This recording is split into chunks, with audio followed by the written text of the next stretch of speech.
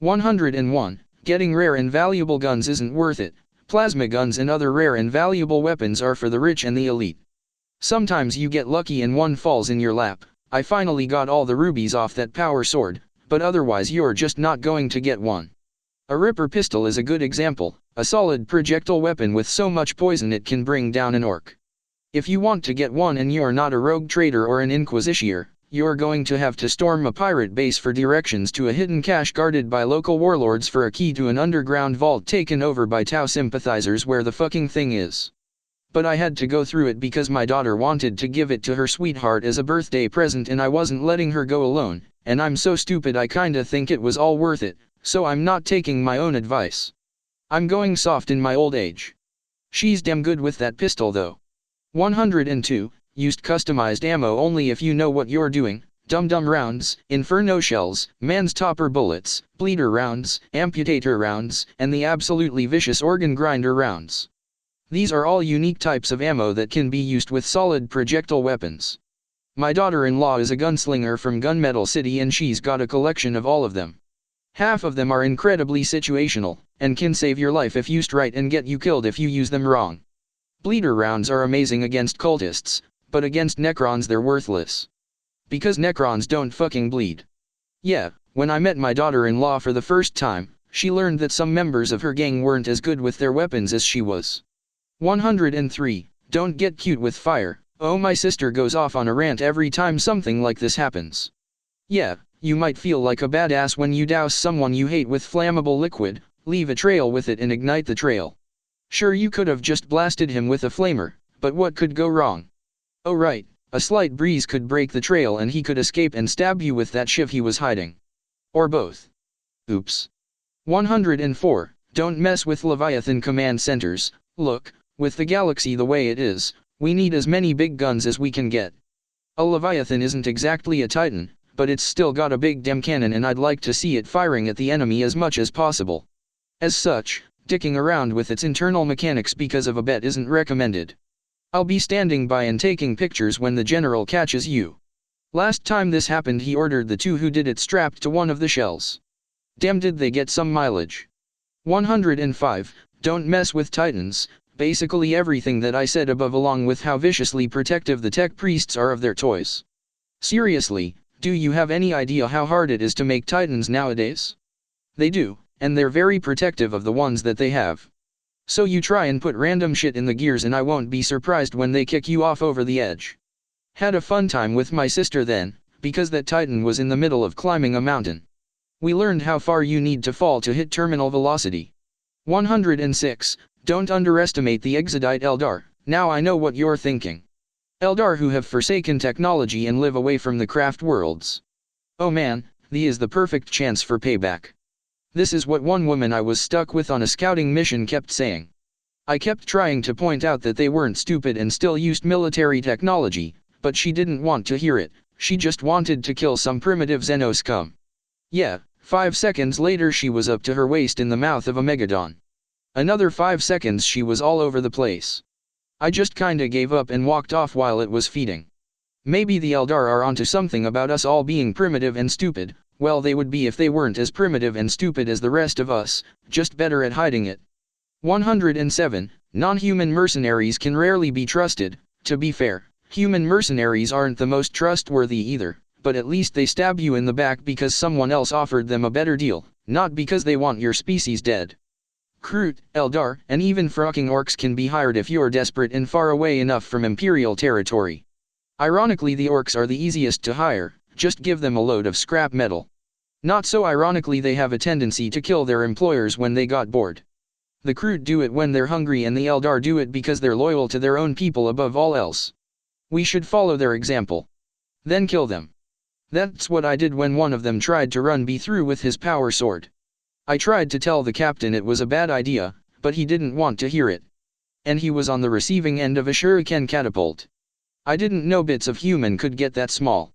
108. Opt out of a battle if you feel too much pain to properly fight. Okay, my wife can turn off her pain receptors, but she's an exception to the rule.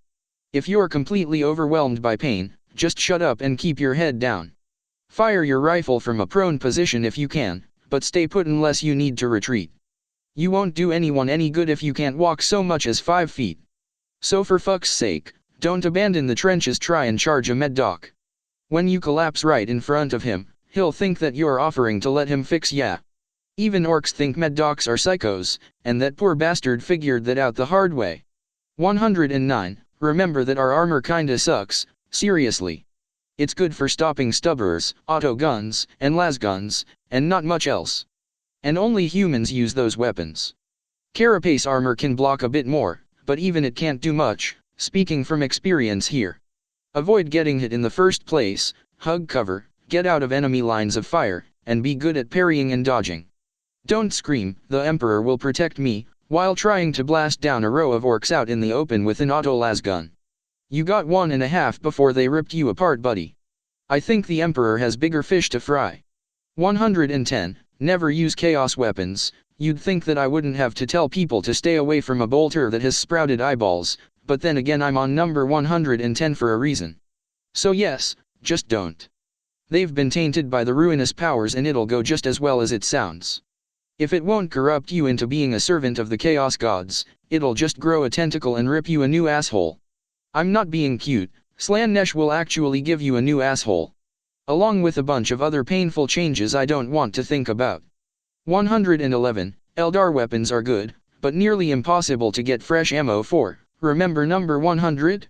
Yeah, I hung onto that pistol for a bit. It was damn effective, but the only ammo that I had for it was what was in it. I ran out pretty quick.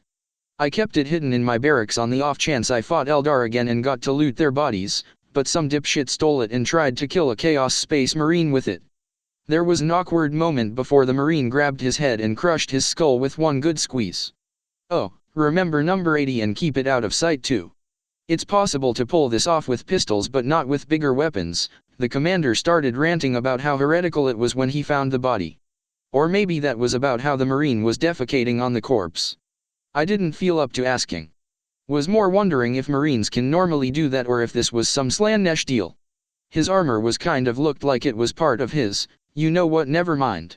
112. Fancy sword moves will get you killed. A sword is not a performer's baton to be spun around and tossed into the air. It's a hunk of metal that should be stabbing the enemy in the chest, face, and everywhere else. Do not try to be flashy with long wind-ups, flips or spins, just lop the asshole's head off and call it a day. Because he will if you don't. I tried to tell this to some stuck-up sword dancer git, but he just laughed and said that a plebeian like me would never understand. At the end of the day, an orc was using his skull as a handle for his gear shift and his sword as a car jack. 113. Nobles, the battlefield isn't court and you're made of flesh and bone just like us. I've had more than a few goes at nobles and I'm going to have a few more.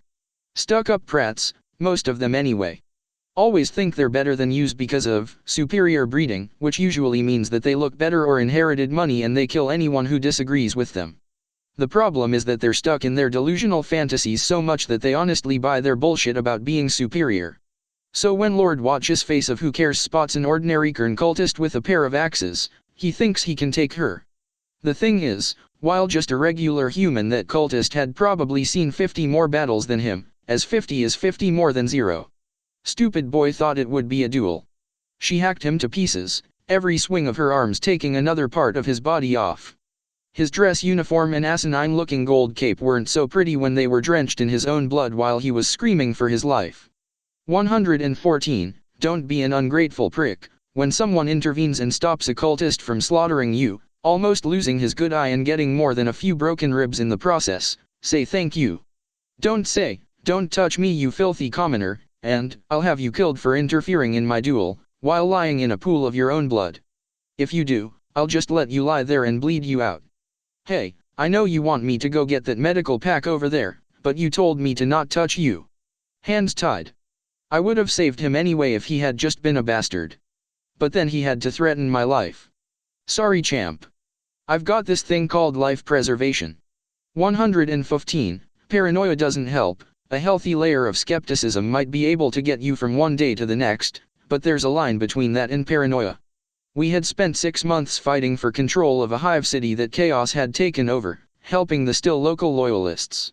One lady was losing her mind from all of the hit-and-run attacks in the areas that we had managed to take back. Some cultists were hiding among the populace. She spent most of her time raving and ranting until eventually she shot some 16-year-old kid who had been fighting the cultists with his dad's old hunting rifle. Needless to say, the locals didn't take kindly to that, even though the kid lived. They got angry and asked how they knew if she wasn't really a cultist. I think that was the final straw that snapped her fragile mental state. She screamed that her mind would stay pure and blew her own brains out. Did I mention that the cultists were routed and victory was declared the next day? 116. Friendly fire is a thing. I understand that when the enemy is charging you, you want to get as many shots off as possible before they reach you. That being said, could you please double check to make sure the people you're firing at are actually the enemy? I have enough stress issues as it is. I don't need a lost bolt taking off my helmet and singing my scalp as well. The asshole was smart enough to hide when I turned around, but he wasn't so lucky when he did it the second time. The commissar had him executed, and for once it was called for. You don't fucking shoot at the Blood Angels. 117. You can get killed off duty. Contrary to popular belief, surviving around with the Necrons does not make you invincible. I get that after you want to brag after you don't get vaporized by them. Personally, I'd rather just crawl into bed and forget about it. Just remember that you only survived because of tactics and a bit of luck, not because you're the Emperor's chosen. You're still vulnerable to being stabbed in the throat with a broken bottle. So if you're going to pick a fight with a big burly motherfucker after your great victory, try and die silently when I'm sleeping upstairs. My wife and I barely ever get any alone time, and we just want to silently rest in the same bed. 118. Most technology doesn't age well when left in a cave for 10,000 years. People love to talk about the powers of ancient technology, how it was too great for us to handle, and how we can find wondrous artifacts on the edges of space. Here's the thing. Sometimes they've broken down. Oh sure, sometimes we find an ancient STC that makes the Mechanics spew oil everywhere, but we're just as likely to find something sputtering sparks and Emperor knows what else. So maybe give it a few safety tests before grabbing it. I don't care how vivid your rogue trader fantasies are, it won't stop your new plasma pistol from blowing your entire arm off. 119. Don't ever interfere with the Inquisition's work. If I need to go any further on this, then you deserve to experience all 9 actions firsthand. All I know is this. When an Inquisitor asks you for Necron technology, you don't tell her why it's a bad idea. You shut up and give it to her. I don't know if she's still alive, and I don't care. You do not fuck with the Inquisition. 120. Don't be an asshole to the nobles that actually pull their weight. Emperor be damned, there's some nobles who actually do something. This one had actually taken my advice, ripping off all of the impractical and gaudy parts of her uniform off. She was the medic for her regiment and was operating on a wounded soldier when I found her, one who was crying for his mother. Poor sap had taken a direct hit from a dark Eldar weapon, the sick fucks having coated it with a slow-acting and painful poison. He just wanted the pain to end. She wasn't letting him go though, and spent hours trying to save his life, juggling him with a few dozen other wounded soldiers. Funny thing is that she was ignoring the people in her own regiment because their wounds were all superficial, because the cowards were letting us do all the fighting. She was focusing on the common people. One guy in her unit got pissed that she wasn't treating the mild concussion that he had, and made a move to kill her patient. Next thing I knew, the jackass was dead on the ground, a scalpel having been driven right into his throat. She glared at his corpse and then went right back to work. She stayed with that man all through the night. Somehow, he pulled through. They're married now. I was there. The last time I smiled like that was when my daughter was born.